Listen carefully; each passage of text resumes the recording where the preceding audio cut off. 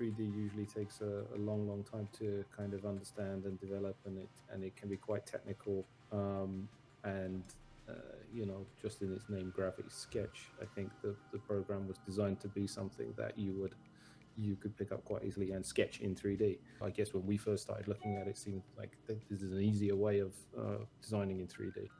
To build something in 3D can take quite a bit of time to be able to get your head around it. So that's why Gravity Sketch resonated with us, because we thought it seemed like a quick tool, but somewhere where we could still have craftsmanship, even though translated into a digital 3D futuristic space. It's just the ability to create 3D shapes in a relatively small time, and also communicating those design ideas in a 3D space with your colleagues that may not be in the same room.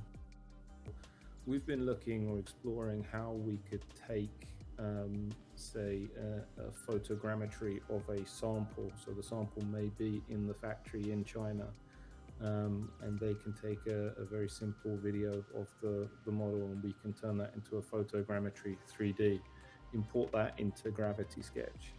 And then we've been exploring how we can project or mark up onto that photogrammetry sample. So this allows us to have everybody to be able to see the same thing, and then use Gravity Sketch to draw the changes on that, having a virtual meeting room where you can actually physically look at product and everybody's seeing the same thing in the same room.